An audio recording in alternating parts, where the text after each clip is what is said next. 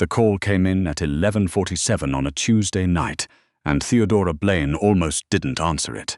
She was elbow-deep in a broken garbage disposal at the time, her own, because of course it was, standing in her kitchen in a faded University of Michigan sweatshirt, her dark hair pinned up with a pencil, grease on her forearm up to the elbow. She'd been working a double shift at the hospital cafeteria, come home to a sink full of standing water, and decided that fixing it herself was better than waiting 3 days for her landlord to not show up. The phone buzzed across the counter. Unknown number, Chicago area code. She let it go to voicemail. It rang again immediately. She wiped her hands on a dish towel, picked it up. "Hello? Is this Theodora Blaine?" The voice on the other end was male, clipped, aggressively efficient. Not a scammer. Scammers were friendlier. Former surgical resident, Johns Hopkins, class of 2019. She went very still. "Who is this?" "My name is Harrington. I work for Stellan Group. We need you at Northwestern Memorial. Tonight. Right now, actually. I don't work at Northwestern Memorial. I work at... We know where you work." A pause, measured and uncomfortable. "That's not what I said. I said we need you there. Mr. Stellan is in surgery. His surgical team has a problem." "His surgical team," Theodora repeated slowly, "has a problem, yes. And you're calling a cafeteria worker." The man on the other end of the phone took a breath that sounded like it cost him something. "We're calling Dr. Blaine. Are you coming or not?" The hospital was 40 minutes away. Theodora made it in 22.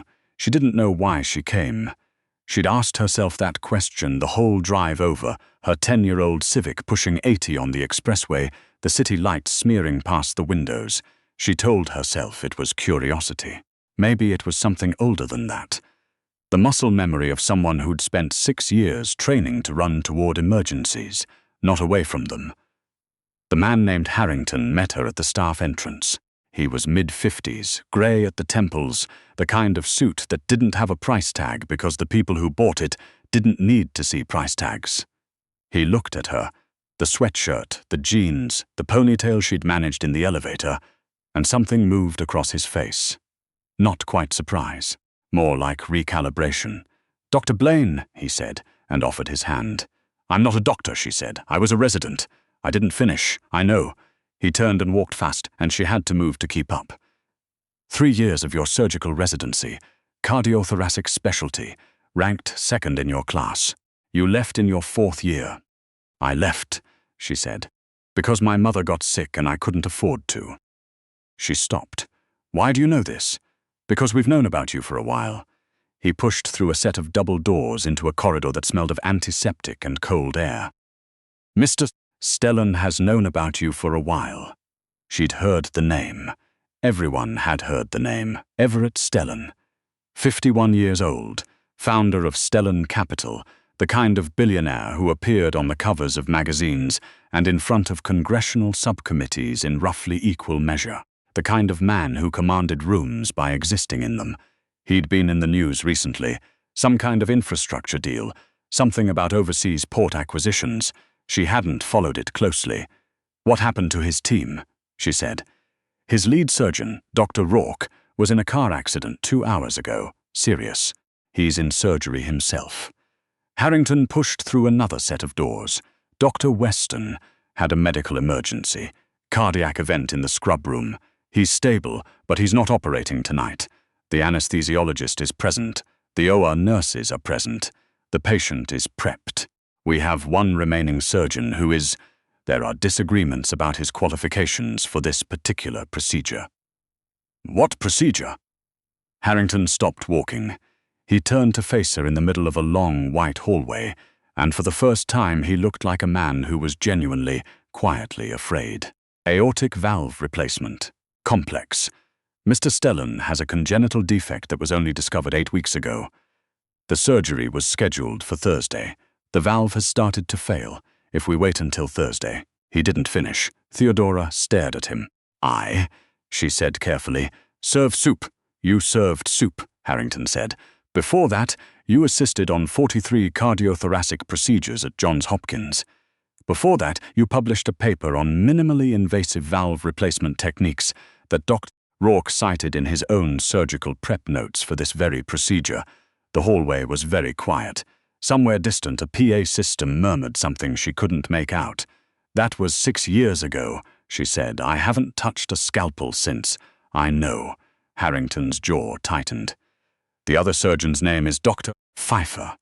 He is competent. He is not the best choice for this specific anatomy.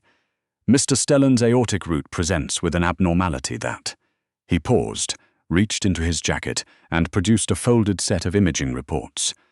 "We've been told you'd understand these better than Pfeiffer does, and that you'd know what to do about them." She didn't take the papers. "Not yet. Who told you that?" Harrington hesitated. "Dr. Rourke, from his hospital bed 40 minutes ago. He said to find Theodora Blaine and to tell her." He paused again. "He said to tell her that he was sorry he never fought harder for her." She took the papers. The OR waiting area on the 8th floor was not designed for the kind of people currently occupying it. It was a standard-issue hospital waiting room. Beige chairs, a water dispenser, fluorescent overhead lights that made everyone look slightly posthumous. But the people sitting in it were not standard issue. 3 men in expensive suits had claimed one corner, phones to their ears, speaking in low, urgent voices. One in English, one in French, one in a rapid Korean that clipped along like a typewriter. A 4th man stood by the window with his arms crossed, watching the door. He was built like someone had decided to see how much intent you could fit into one human body. He hadn't sat down since they arrived. He hadn't moved either. His name was Beckett Moreau, and he was Everett Stellan's head of security. He'd been with Stellan for 11 years. In that time, he had handled contract negotiations gone sideways, a kidnapping attempt in Zurich, 2 SCC investigations, and one extremely memorable situation involving a Latvian shipping magnate and a forged document in a Copenhagen hotel room. He was not accustomed to situations he couldn't control. This situation he could not control. His employer, his friend, though neither of them would have said that word out loud, was behind a set of doors that Beckett could not open, in the hands of people he hadn't personally vetted, in a condition he hadn't been able to prevent. The aortic valve had started showing symptoms 6 weeks ago. The surgery had been scheduled carefully, deliberately, with the best team money could build. And then a wet road in Evanston had taken out the lead surgeon, and a stress response had taken out the attending. And now, the doors opened. Beckett turned. The woman who walked in was not what he expected. He wasn't sure what he'd expected. Something sleeker, maybe. Something that matched the credentials Harrington had read to him over the phone. The woman who walked in was wearing a University of Michigan sweatshirt and jeans. She was tall, 5'8", maybe, and broad-shouldered, with the kind of frame that looked like it had been built for something. Dark hair, brown skin, reading glasses pushed up on top of her head, a grease smear on her left forearm that she hadn't fully gotten off. She was looking at the imaging reports as she walked, and she was frowning the way people frown when they're thinking hard enough that they forget their face is doing it. Beckett stepped forward. "Dr. Blaine." She looked up. Her eyes were dark and sharp and not particularly impressed by him, which was either a sign of bad judgment or very good instincts. "I'm not a doctor," she said. "Where's the other surgeon?" "Pfeiffer. Scrub room. I need to talk to him. He knows you're here. He's not." Beckett searched for the word. Enthusiastic. Something moved across her face. Amusement, maybe, or recognition. Of course he isn't. She looked back down at the scans. These fenestrations in the aortic root, did Rourke's pre-op notes account for them? I don't know what that means. It means the anatomy isn't textbook. It means the approach Pfeiffer trained for might cause a problem that the approach I'd use would avoid. She said it flatly, without arrogance, just the way someone states a fact about the weather. "Is there a consult room? I need to look at these under better light." He took her down the hall. She didn't look at the men in suits. She didn't look at him. She looked at the scans, and she walked, and when one of the suited men, the one speaking Korean, called out something in her direction. She answered him in Korean without breaking stride, something short and conclusive that made the man sit back down and stop talking. Beckett stopped walking. She glanced back at him. "Coming, you speak Korean. Some." She pushed open the consult room door. "Also French, if that's what the one in the corner was on about." I caught Delet inacceptable from across the room.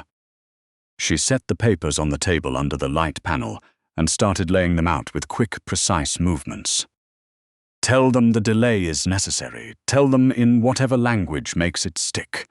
Beckett stood in the doorway and watched her work. He had spent 11 years reading people for a living.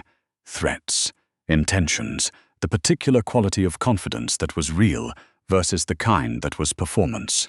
The woman in the University of Michigan sweatshirt spread imaging scans across a light panel and bent over them with a focused attention that had nothing to do with performance. She made small sounds under her breath. She tapped certain spots on the films with one finger. She pulled her phone out of her back pocket and photographed 2 specific areas, then opened an app and compared them to something. "How long since you've done this?" he said. "Assisted? 6 years." She didn't look up, but I've read every published paper on this specific defect type since I saw Rourke present on it at a conference in 2021. A pause. "I was working a catering shift at the hotel. He didn't know I was there." Beckett was quiet. "I'm not going to be in there alone," she said, like she'd heard the question he hadn't asked. "Pfeiffer's the lead. I'm consulting on the approach. He makes the calls." She straightened. "Unless he makes a wrong one, and if he does." She looked at him then, really looked, direct and level, no performance in it. "Then I'll tell him." Dr. Pfeiffer was 63, department chief, and accustomed to being the smartest persons in any room he entered.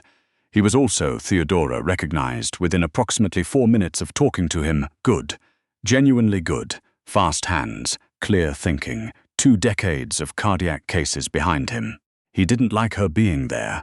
That was obvious in the set of his shoulders, the way he addressed his questions slightly past her instead of at her. But he was professional about it, and she respected that. She laid the scans on the table between them and walked him through what she saw. He was quiet for longer than she expected. "The fenestration pattern," he said finally. "You think the standard approach clips it?" "I think there's a 30% chance it does. I think if it does, we're dealing with a secondary tier during closure." She kept her voice neutral. "The paper Rourke cited, the 2018 Hopkins study on modified access angles, it was written for this specific variant. I was 3rd author on it. I know what it describes." Pfeiffer looked at the scans. He looked at her. She waited. "Show me the modified angle," he said. She showed him. He asked 3 more questions. Good questions. Technical. Not the questions of someone performing skepticism, but the questions of someone who was genuinely working through a problem. She answered all 3. On the 4th, he asked her to walk him through the secondary closure step, and she did, from memory, and he stopped her once to clarify a measurement, and she gave it without hesitation. He sat back. "All right," he said. "You'll be across from me. You don't touch anything unless I ask or unless I'm wrong." "Agreed. And if you see something, I'll say so." He nodded once, the way people nod when they've made a decision that they know is right, and that still costs them something. Then he stood and went to scrub in, and she followed him, and neither of them said anything else. In the waiting room, Beckett stood by the window. The 3 suited men had stopped making calls. They sat in the beige chairs with the tight silence of people who were used to being able to fix things and had run out of ways to fix this one. The Korean-speaking man had, at some point, started saying something else, rapid and agitated, until Beckett had leaned over and said, quietly, what Theodora had told him to say. The man had stopped talking. The French-speaking one had tried something similar, and Beckett had delivered Theodora's message in French, imperfect, accented, but accurate enough to land. He stood by the window and he waited. The surgery took 4 hours and 11 minutes. She came through the doors at 3:48 in the morning. She'd taken off the surgical gown and cap. She was back in the sweatshirt and jeans, her hair down now from whatever she'd pinned it into, her face carrying the particular exhaustion of someone who has been concentrating at maximum capacity for a very long time. She had a small red mark on her nose from the surgical mask. She was carrying her glasses in one hand. Beckett crossed the room before any of the suited men could move. "He's stable," she said. Pfeiffer closed clean. The modified approach worked, no secondary complications. He'll be in recovery for. Is he going to be all right? She looked at him. Barring infection or unusual recovery complications, which will need to be monitored, yes, he's going to be all right. Beckett stood very still for a moment. It was the stillness of someone releasing something they'd been holding for a long time.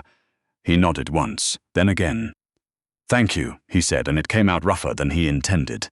"Don't thank me," she said. "Pfeiffer did the surgery. She made a small gesture that didn't quite complete itself. "You just made sure he did it right." She didn't argue with that. One of the suited men, the English-speaking one, had stood up and was coming toward her now with the energy of someone who was about to say something about compensation, or contracts, or NDAs. She glanced at him, and something in her expression must have communicated something, because he slowed down. "Is there a place I can wash up?" she asked Beckett. He took her to the nurse's lounge down the hall. She went in, and he waited, and when she came back out she'd gotten the last of the grease off her arm and there was water on her face, and she looked slightly more like a person who existed in a normal timeline. "The man in the blue tie," she said, nodding back toward the waiting room. "Park Sung-woo. He's on the Stellan Capital Board. He's been trying to reach Everett for 3 hours about the Seoul port deal. It's closing tomorrow, and there's a document that needs to be countersigned before the Korean market opens." Beckett stared at her. "How do you know that?" He said so. On the phone, in Korean. She said it like this was obvious.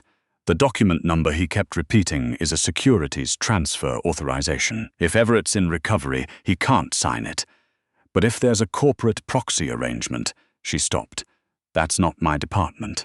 I'm just telling you what I heard." "You heard all of that," Beckett said slowly. "While reading cardiac imaging reports, I process things in parallel," she said simply, like this was a minor feature and not an extraordinary one. "It's how my brain works. Always has been." He looked at her for a long moment. "Is there anything you need? Before you." He wasn't sure how to end that sentence. "Before you go back. Before you disappear. Before we put you back in the box we found you in." "I need to get home," she said. "I open the cafeteria at 6. "You don't have to." "I know I don't have to." She looked at him steadily. "But I said I'd be there, and people are counting on it, and I keep my word." So she picked up her keys from her sweatshirt pocket. "Tell Mr. Stellan, when he's conscious, that the paper worked. He'll understand when someone explains the context." She walked toward the elevator. "Dr. Blaine," Beckett said. She turned. Rourke's message, the one Harrington delivered, did it. He stopped. Did it matter that he said it? She was quiet for a moment. Something moved through her eyes that was too complicated to name. Old hurt, maybe, and something like the scar tissue that grows over it. "It mattered," she said, "but I'd have come anyway, because the patient needed someone who knew what they were looking at." She paused. "The person who makes the difference shouldn't have to wait to be recognized for it. They should just make the difference and trust that eventually someone pays attention." She got in the elevator. The doors closed. Everett Stellan woke up on a Wednesday afternoon to a ceiling he recognized as a hospital ceiling and a chest that felt like someone had politely rearranged his interior architecture. Harrington was there, as Harrington always was, sitting in the chair by the window with a tablet, reading something with the expression of a man absorbing bad news at a professionally sustainable pace. Beckett was in the corner. Of course, Beckett was in the corner. Beckett was always in some corner watching some door. "Rourke," Everett said. His voice came out wrong, dry and strange. "Stable," Harrington said without looking up. "He'll recover. The surgery completed successfully. You're expected to make a full recovery, assuming you follow the restrictions which historically, who operated?" Harrington looked up. He and Beckett exchanged a glance that communicated something Everett couldn't quite read. Dr. Pfeiffer led, Harrington said. He was assisted by. Another pause. Someone Rourke recommended. Everett waited. Her name is Theodora Blaine, Beckett said. He said it from the corner directly, with the tone of a man who has decided to stop dancing around a thing. She's 31. She was a cardiothoracic surgical resident until she left to care for her mother. She currently works in the cafeteria at St. Catherine's off Kedzie. She was third author on the paper that described the approach used in your surgery, and she speaks at minimum 4 languages, possibly more. He paused. She also, apparently, processes information in parallel, which I didn't know was something a person could do. Everett was quiet for a moment. Rourke knew about her, he said. Rourke knew about her, Harrington confirmed. He cited her work in his prep notes. He called her the best instinct he'd ever seen walk out of a residency program, and he said he should have fought harder to keep her in it. Why didn't she finish? Her mother's insurance stopped covering her treatment. She needed to work full-time. The residency program couldn't accommodate a leave. She made a choice. Harrington set down the tablet. It was not a choice anyone made easy for her to avoid. Everett stared at the ceiling for a long moment. He had built a company from a single good decision made at 24 years old in a borrowed office with a broken heater. He knew what it looked like when talent went sideways, not because of the person carrying it, but because of the structures that failed them. He had spent 27 years rearranging structures. "I want to meet her," he said. "She said she'd come back," Beckett said, and something in his voice was careful. "If you asked." "She said that," she said. Beckett thought about it. "She said that if you were actually paying attention, you'd ask, and that if you asked, she'd come." Everett almost laughed. It hurt his chest, which was probably appropriate. "She sounds difficult." "She sounds," Beckett said, "like someone who's spent a long time being underestimated and has developed a fairly accurate detector for whether that's about to happen again." "Fair." Everett turned his head toward the window. The Chicago skyline sat out there in the late afternoon light, gray and silver, and brutally familiar. "Send her the invitation from me. Not from Harrington, not from the company. From me." He paused. "And tell her," he thought about it. "Tell her the paper worked. She'll know what that means." She came on a Thursday. She was not in the sweatshirt this time. A dark green blouse, neat dark slacks. The kind of outfit that said, "I am not trying to impress you, but I am also not going to let you dismiss me on sight." Her hair was down. Her glasses were on.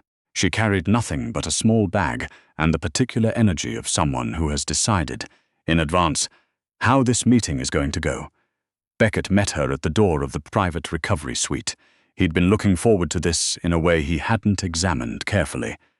"He's awake," Beckett said. "Good. How's his color?" "Better than yesterday. Any arrhythmia in the post-op monitoring?" "Clean sinus rhythm since this morning." She nodded, satisfied. "Good." She looked at the door, then she looked at Beckett with the direct, no-performance look he was beginning to recognize as just. How she looked at things. "You didn't have to be here for this," she said. "I know." She seemed to process this. She didn't say anything. She just nodded once, the way people nod when a thing has been communicated that didn't need words, and went through the door. Everett Stellan was propped up against hospital pillows, looking considerably better than a man who'd had his heart rearranged 48 hours ago had any business looking. He was reading something, physical paper, which she hadn't expected, and he set it down when she came in. He was not what she'd expected, either. The magazine covers always made him look powerful in the particular, curated way of people who know they're being photographed. In person, in a hospital gown, with 4 days of stubble, and the careful stillness of someone managing pain, he looked like a person. A tired, sharp-eyed, genuinely curious person who was looking at her the way people look at things they actually want to understand. She stood at the foot of the bed. "You saved my life," he said. No preamble, no performance. "Pfeiffer saved your life," she said. "I made sure he had the right information. That's not a small thing." "No," she agreed, "it isn't." He looked at her for a moment. Why did you leave the program? She considered not answering. She considered the version of not answering that was deflection, the practiced redirect she'd gotten good at in 6 years of explaining her existence to people who'd known her in another life. But there was something about the directness of the question, the lack of performance in it, that made deflection feel like the wrong choice. My mother was sick, she said. I needed money. The program needed me there. The two things couldn't coexist, and the program wasn't flexible, and I made the choice that felt survivable. She paused. She died anyway, 2 years later, so I stayed in the cafeteria because by then I didn't know how to go back, and no one was making it easy to try. Silence. I'm sorry, Everett said, and he said it like he meant it, without any of the structural uselessness that sympathy usually arrived in. Thank you, she said, and she meant that too.